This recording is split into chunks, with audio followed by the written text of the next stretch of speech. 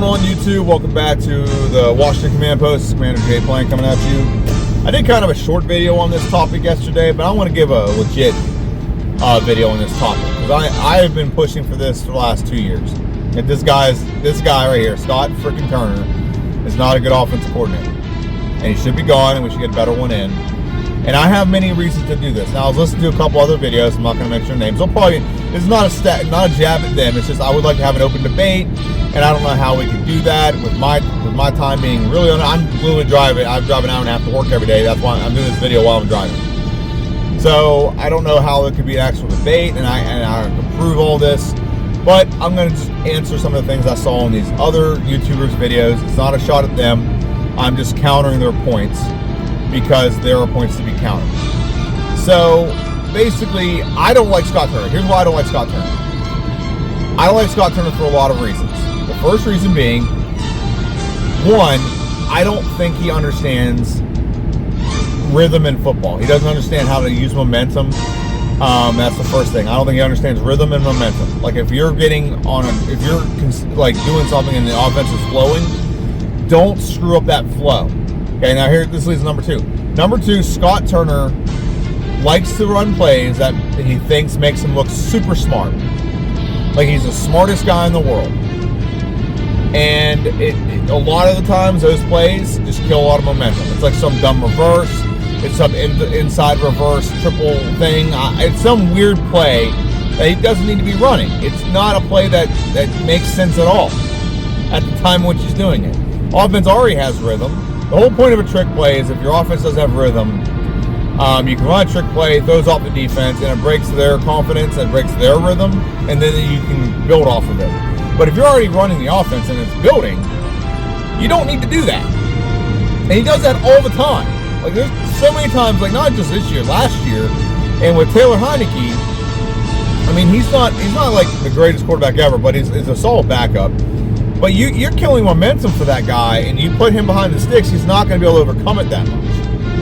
Okay, early in the season, the first game of the season, we were playing Jacksonville, and he did this twice in the Jacksonville game. I don't remember the exact play, but I know it happened, and I said, great, now here comes a 4 and out, or 3 and out, because he ran this play, or about to punt because he ran this play. And Carson Wentz had the arm strength to overcome it.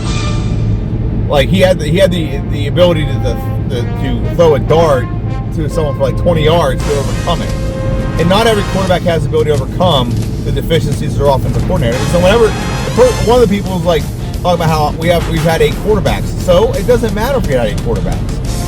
A good offensive coordinator caters his offense around the quarterback, caters the strategy around the quarterback's skill set.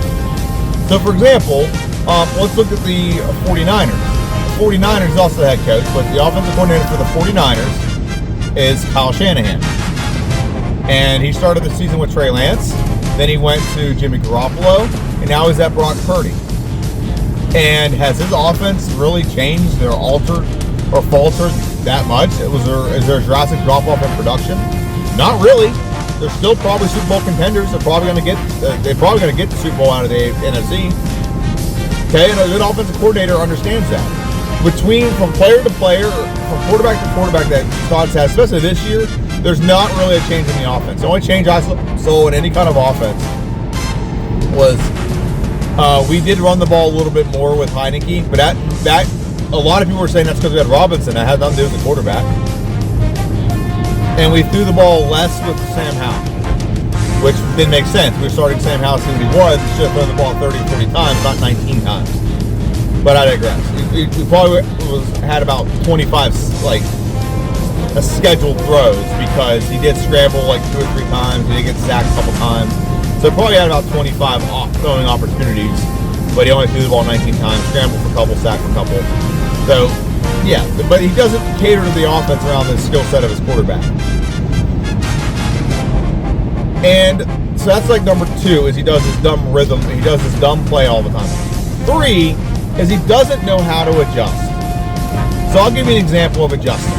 The first game of the season this year against Jacksonville, the reason why Carson Wentz looked good and looked very good, and we were all like super hyped after Jacksonville, is because Carson Wentz got the ball out early, quick passes early.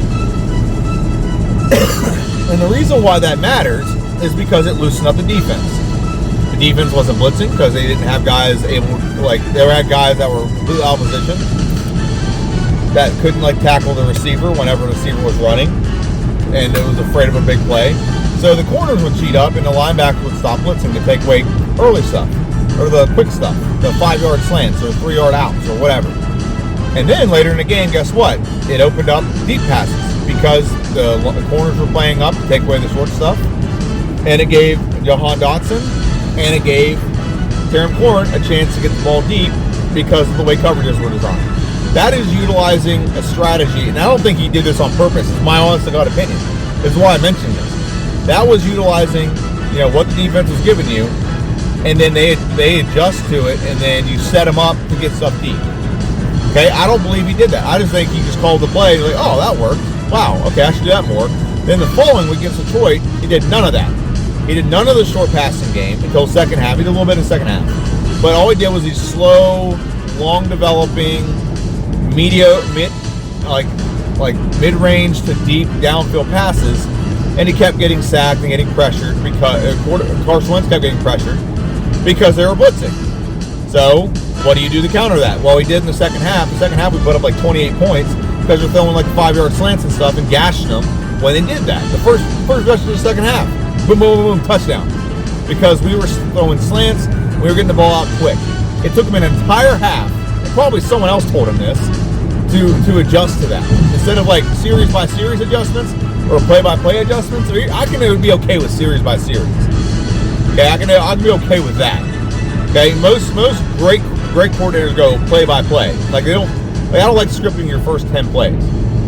Okay, because if your first 10 plays is like run, pass, run, what happens if you run and now you're in negative, or let's say it's run, pass. Let's say your first 3 plays. Well, you run the ball and you get tackled for 2-yard loss. Oh, you run the ball again? I mean, I think your situation dictates your play calling. So I don't know. Here at Scott Turner scripts his first like 10 or 15 plays. It doesn't make sense to me. I think your situation dictates the play calling. That's just me. So that's like the third thing I can't stand about him is he doesn't adjust.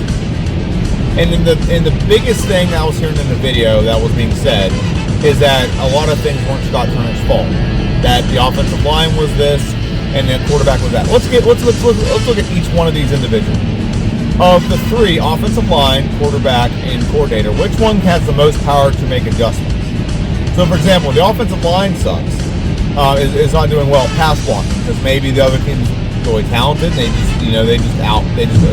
more talented than our offensive line. What can you do to counter that? Well, what do teams do to counter us? They run play action. They run short passing game. They get the ball out quick. They run draw plays. There's all these things that you can do to counter what is going on with your deficiencies, like for offensive line.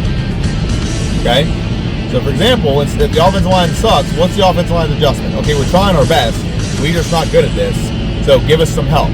The offensive coordinator can call 2 tight end sets and a single back set.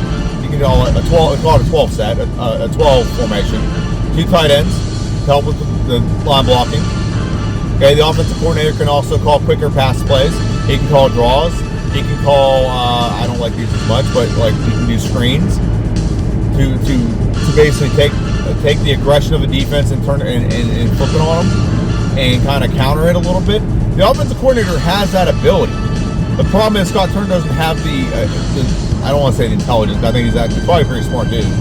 He doesn't have the acumen to recognize those things and adjust and how to counter those things throughout the video. That's why play action is the best thing that you could do. It's like as much as I don't like, I hope Carson Wentz is gone. And no ill will to him. He's not a bad dude or anything. But the offense that was run for Carson Wentz, the offense that was run for Terry McLaurin are completely different. Okay, there was a running focus when it came to Taylor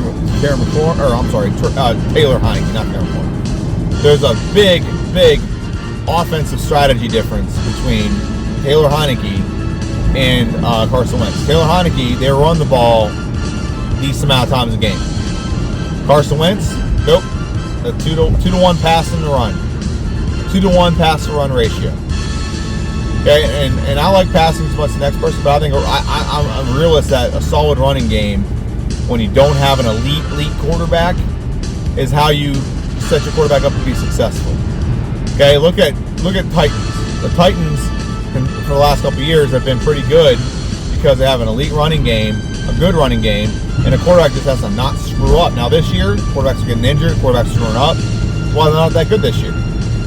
But the more they ran, the better the passing game was. I think Tannehill was like 4,500 passing yards last year because they had a very balanced, and people had to like really cheat up to stop the run game. Running the ball sets up your pass offense. Play action is very useful. Sucks up linebackers. It stops the pass rush of the defensive players. It does that. Defense coordinators stop blitzing because they're afraid they're going to get burnt. Okay, so there's a lot of things in football that are I thought were like everyone should know, but they're not known.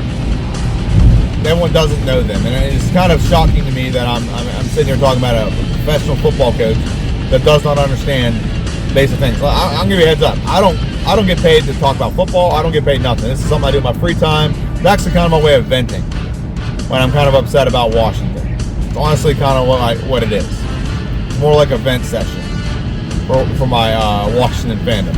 So that's what these videos are for, is me venting. I'm not a professional football coach, player, nothing. Never been professional. I play college football. That's about it. But I can look at it and say, this is not how you run an offense. This is not how you do these things. And you're not doing the things you need to do to be successful as a coordinator and to make your quarterback. Like, I'll give you another example. Carson Wentz against the Browns ran 2 RPOs. That's probably about the same amount of RPOs Taylor Heinicke ran. Now, I'm just going to say this. Who do you think's the more mobile quarterback, Taylor Heinicke or Carson Wentz? I think it's Taylor Heinicke. I think that's given. Okay? I think that's a given. Taylor Heinicke is way more mobile than Carson Wentz ever has been, probably. Okay? And same with Sam Howell. Sam Howell ran more RPO in his one game than Taylor Heinicke did all season. Which to me tells me that because we're not running RPO, is that we're running Carson Wentz's offense through Taylor Heinicke. The offense was created for Carson Wentz to run it, and it was run through Taylor Heinicke, and that adjustment was never made. Because Taylor Heinicke consistently can run an RPO. You saw the last game against Dallas. Look how much room is left by the defense for the quarterback to just run for 10 yards and take a slide whenever you run an RPO. And then watch how the run game opened up shortly after we started. We ran like, 3 RPOs with Howell? One went for like 15 yards. The next one went for a touchdown. I think it might have been one more, but I don't think they called him one for that because they didn't want to get hurt. But the point is, it opened up the running game immensely because there was always that threat of the RPO. And Scott Turner just does not understand these things. So I looked at the offense, and I said, hey, offensive line, and we just talked about that a second ago, like, what can the offensive line do to adjust? Okay, all you can do is try to block more. And if they're being overwhelmed and it's something they can't do, the offensive coordinator has the power to counter that. By, hey, put a tight end in and chip a guy. Okay? Run more deceptive plays. Set up play action. Commit to the run. Run plays that'll work. These wide pitches to the sideline are not great plays that have never worked for Washington this year. Okay, they try it with Antonio Gibson all the time. It never works. Up the straight downhill running with Robinson is what worked the most this year. And he'll still try those dumb plays. So let's look at the other position that was said to be the issue long before Scott Turner was the issue. Quarterback.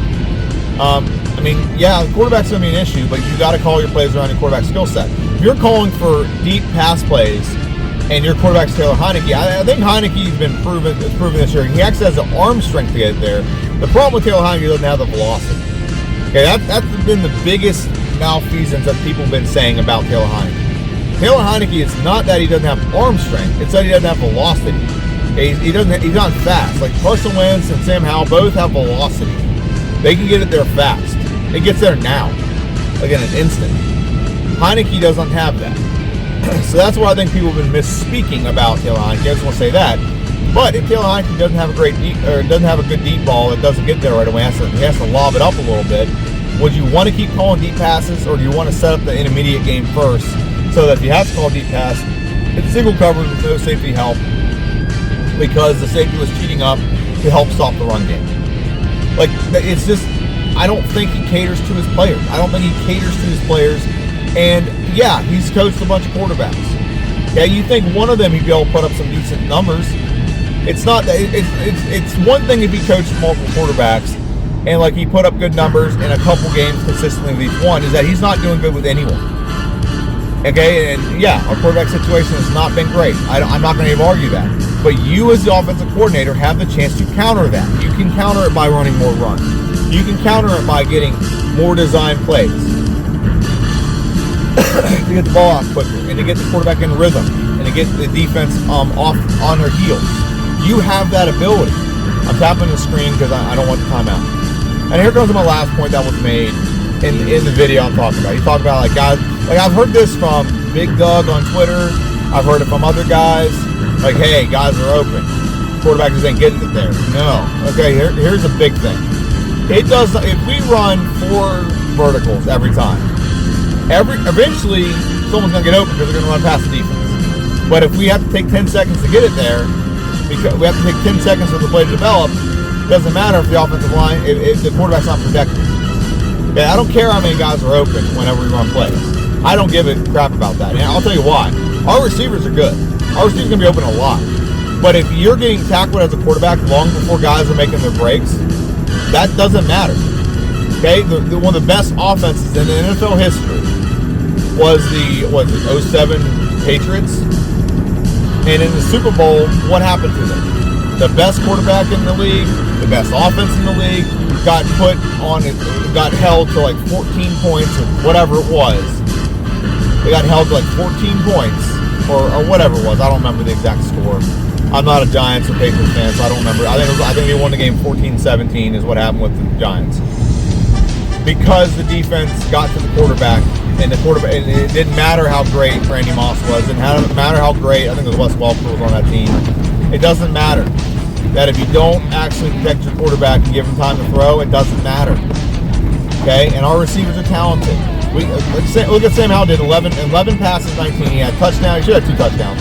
But he had 2 touchdowns. He had 2 passing touchdowns. With only not even 20 passing attempts at 170 passing yards. There was a drop by Jahan Dotson. Okay, so that's a better quarterback. And he only threw the ball 20 times. Look what he did. So whenever someone and he got the ball to his talent. What I'm getting at with that is he got the ball to his players. He got the ball to talented players. And I just don't like Scott Turner. I think he's just such a bad coordinator. And people get enamored with his plays. I think he's a very creative play caller. I'll give him that credit. I think he's a brilliant dude in that regard. But he does not understand momentum. He does not understand play calling. He does not understand how to use your plays to your advantage. But use your play calling to your advantage. They're cheating up. Take advantage of them cheating up. Burn them. Okay, and you're talking about like guys getting open. I don't think they're schemed open. That's the problem. If you look at good teams, like here's an example. And I use the example all the time. Whenever I talk to I live in Pittsburgh, so I talk to a lot of Steelers fans, and I talk to them about they always like talk shit on Antonio Brown. And as much as Antonio Brown's an idiot. Don't get me wrong. He was probably like the best receiver in the NFL for years, like bar none. He was by far the best in the league for years, and I don't think the Steelers really appreciated how good he was. And I don't think his team did either, because he had like years where he only had almost 2,000 receiving yards.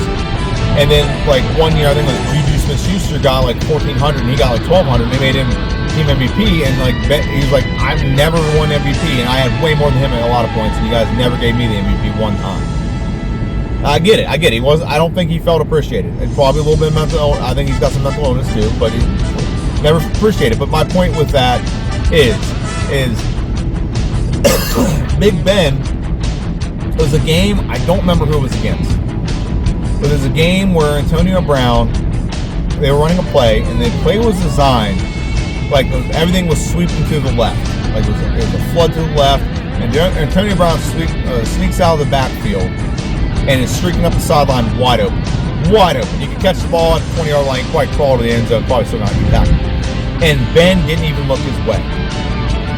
And after the play, Todd Haley and Ben on the sideline, and Antonio Brown are all involved in this, are arguing with Ben because that was the design of the play. It's to get AB wide the hell open, and no one will touch him for a touchdown. And Ben ignored the purpose of the play. Okay, I was kind of trying to think of a way to respond to this other YouTuber's video, and Scott Turner understands the 5 W's. Who, what, when, why. Who's getting the ball? Why are we getting the ball? Why are we setting the play up this way? When are they getting the ball? What's the circumstances? Like, where on the field are we? And like, who, what, when, where, and why. All that stuff needs to be designed in a play. If you just design a play, like, okay, go out there and run it, we'll see who's open. You should have some plays throughout the week, a minimum couple, where you're designed solely to get this person involved in the game and potentially get a big play out of them. For example, there's games where Taylor Heineke,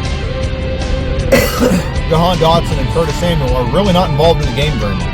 It happened a lot last year, not so much this year, because it's kind of hard not to get any of them involved when you have 3 really good receivers. But when it was just Terry McLaurin as a receiver, it was very, very, very, very underwhelming how much Terry McLaurin was schemed open and schemed to get the ball, to get guys in motion and make the defense like really cater to them, and then you can get other guys the ball, or at least cater to other guys to get the ball, so that Terry McLaurin can get some relief a little bit, so they can get single coverage. This year he got single coverage a lot. Look how more effective he was.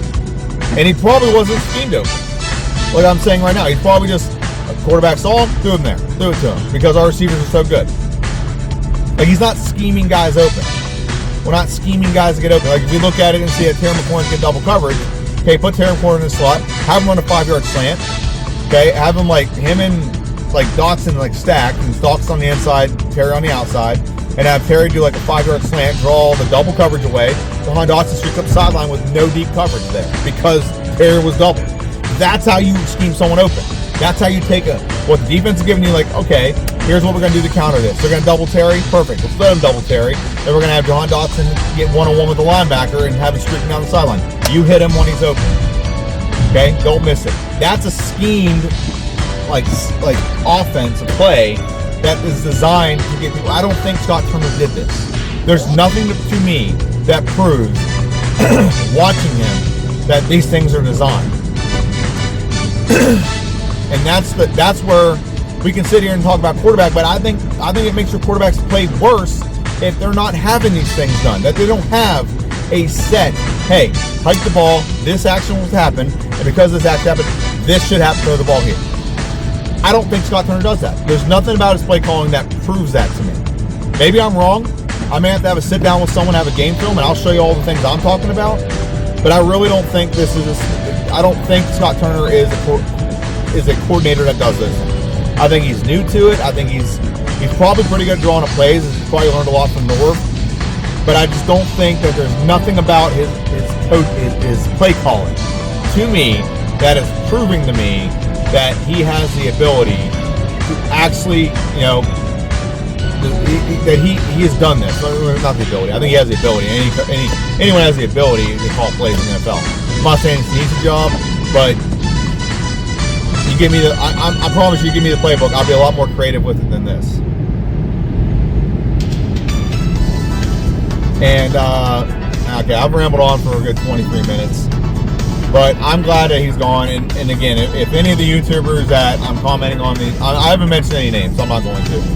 But if you hear this, or you hear someone saying, hey, they're saying this is not a dig at you. I heard these points, and I want to counter these points, so I'm not bringing up your name. It's not a thing where I'm trying to go at you or anything. I just disagree with you, and these are reasons why I disagree with you. You gave all these reasons. I'm giving you counter reasons. The offensive line sucks. Okay, maybe play calling affected the offensive line, made it worse. Because when we ran the ball, the offensive line sure looked good.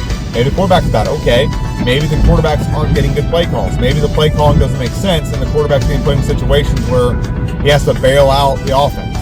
And Carson Wentz was talented enough, arm-wise at least, to counter that. Taylor Heineke's not. And when you throw things out of rhythm, it throws the offense out of rhythm. This is why guys fall start. This is why guys have to hold, because they're not in. It affects mentally the game. When you're so sporadic, the players start playing sporadic.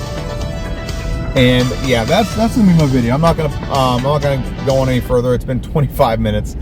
I want to thank everyone for watching. This has been the Washington Command Post. Hail to the commanders. And check out my Twitter. It's Commander J Plank. Post stuff on there. Argue with people all the time on there. It's a good time. So thanks for watching, and hail to the commanders. See ya.